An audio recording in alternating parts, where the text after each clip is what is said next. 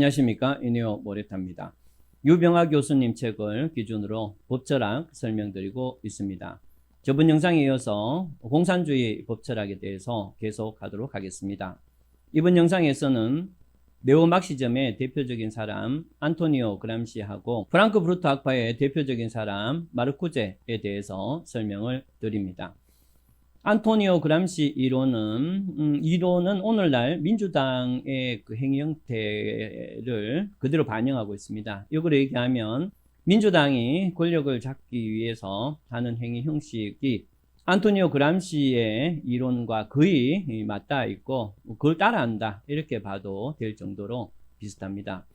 그래서 이 영상을 보시면 현재 민주당의 행위 형식을 어느 정도 이해할 수 있으리라 생각이 됩니다. 안토니오 그람시는 1891년 이탈리아에서 출생을 했는데요. 아버지는 학업 관리였지만 대체로 가난했습니다. 이 당시에 이탈리아는 독재와 부정부패가 아주 만연한 시기였기도 하고 그러한 결과로 이 당시에 서민들의 삶은 힘들었습니다.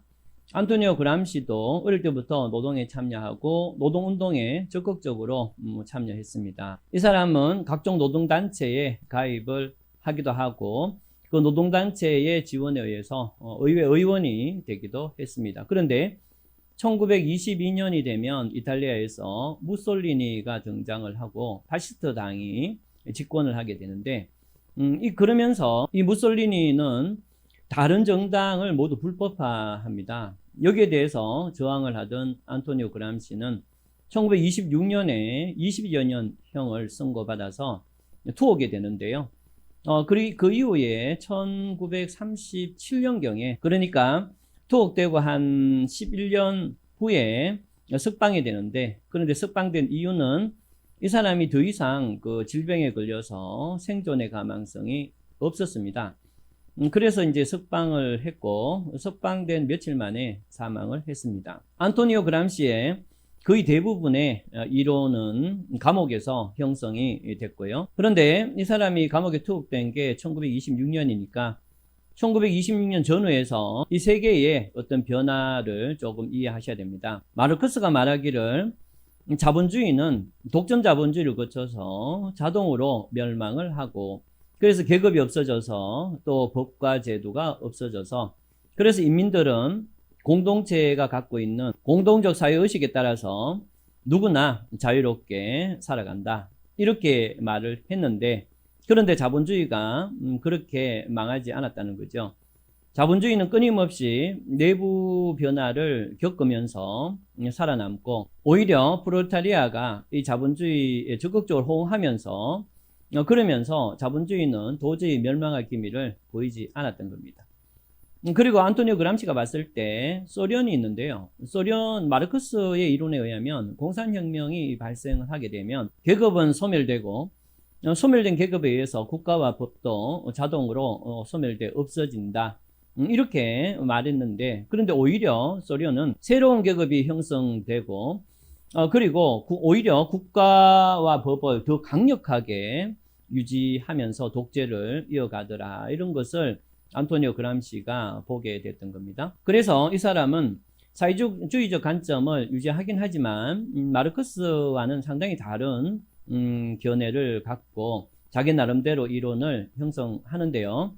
이 자본주의가 어떻게 계속 살아남아서 존속할 수 있는지 그 방법을 연구하고 오히려 그 방법을 통해서 사회주의 국가를 이룰 수 있다. 이런 식으로 자본주의의 힌트를 얻어서 사회주의를 주장하게 됩니다. 안토니오 그람시가 봤을 때 자본주의가 멸망하지 않고 유지되는 이유는 기본적으로 자본주의가 어떤 문제에 봉착했을 때 그때 지식인들이 등장을 하더라는 얘기입니다. 그래서 이 지식인이 등장해서 그 문제점, 자본주의 문제점을 정확하게 체크를 해내고 그걸 바탕으로 새로운 어떤 변화의 필요성을 이론적으로 구성을 해내게 되면 그러면 이러한 이론에 대해서 부르주아 계급들은 이러한 이론을 배척하는 게 아니고 오히려 이러한 이론을 바탕으로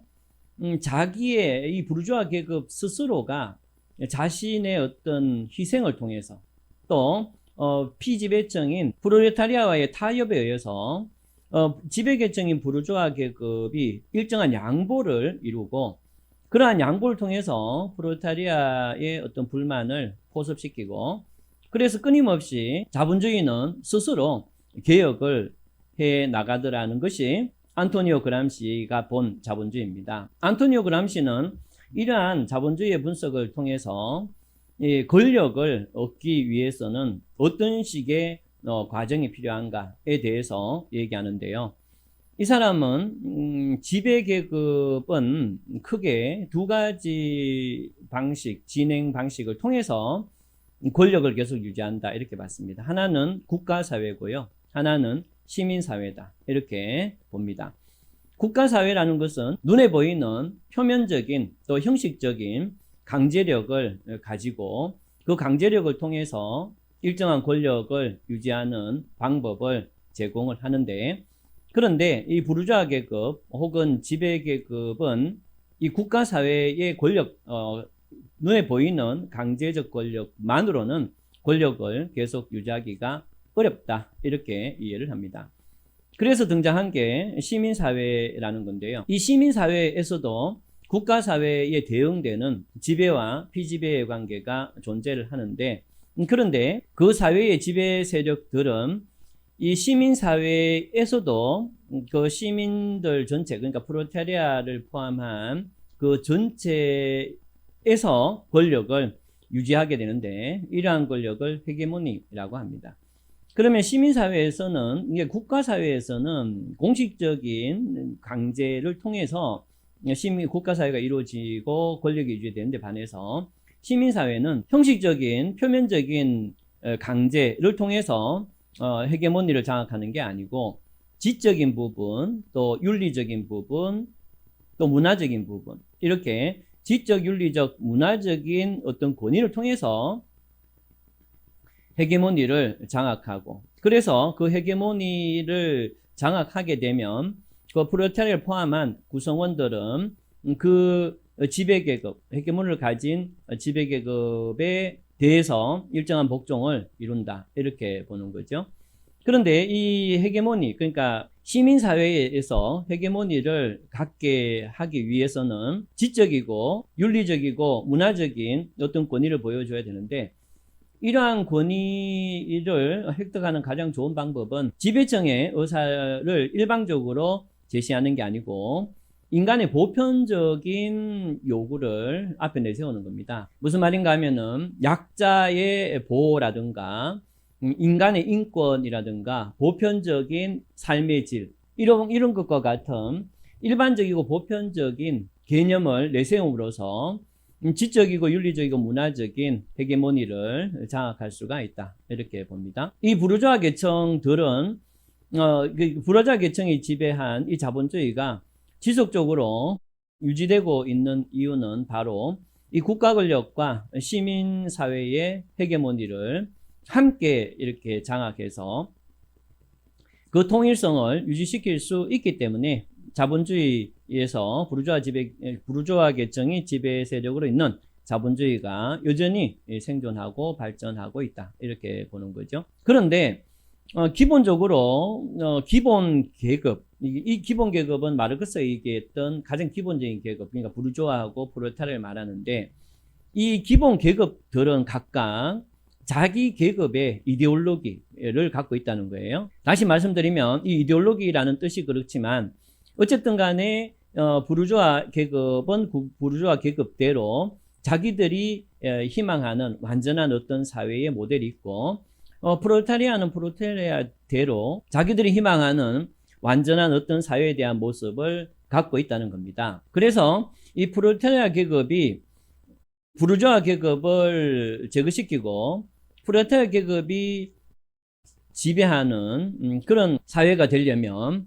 이 프롤레타리아 계급은 바로 부르주아 계급들이 하는 방식을 참고해서 적극적으로 활동을 해야 된다 이렇게 보는데요. 다시 얘기하면 프롤레타리아는 부르주아 계급이 하는 것처럼 자기들의 이데올로기를 일반화시켜서 시민사회에서 헤게모니를 장악할 수 있도록 자기들을 대변할 수 있는 지식인을 적극적으로 이렇게 내세워서 시민사회를 헤게모니를 장악해야 되고, 그 시민사회 헤게모니를 장악하는 가장 대표적인 수단은 교육과 또 문화 파트, 종교, 언론, 이런 어떤 시민사회를 해서 헤게모니를 장악하는 게 중요하다, 이렇게 봅니다.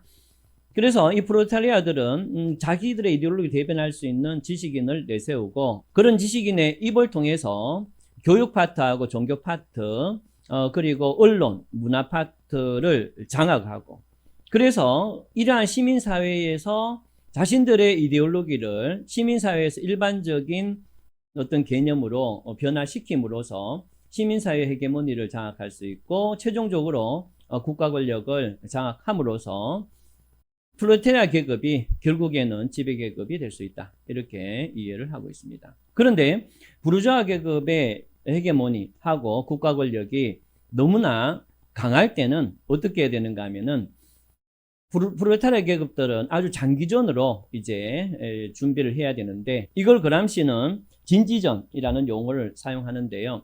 결국에는 드러나지 않게 교육이나 종교나 그 다음에 언론, 문화 파트를 아주 서서하게 자신의 세력 혹은 자신의 지식인들을 침투시켜서 아주 긴 장기적 안목에서 교육이나 종교, 그 다음에 언론, 문화를 철저히 장악을 하고, 부르주아 계급이 인식하지 못하는 사이에 헤게모니를 장악한 다음에, 그런 다음에 국가 권력, 최종적인 권력을 장악하는 형태로 장기전으로 이것을 보고 천천히 준비를 해 나가야 된다, 이렇게 보는 것이 안토니오 그람시의 사상입니다.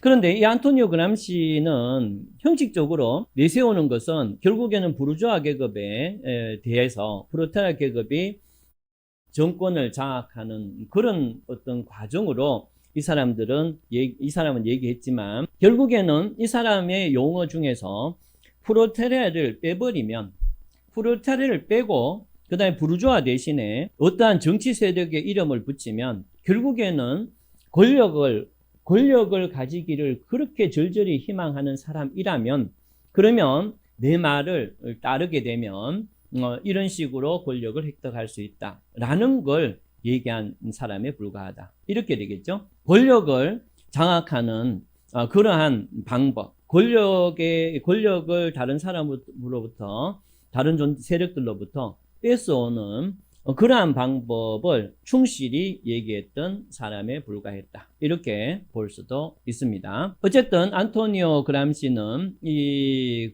권력을 유지하는데 시민사회가 또 교육이나 종교, 문화적, 언론의 장악이 얼마나 중요하게 작동하는지를 잘 보여준 그런 이론이라고 할 수가 있겠습니다.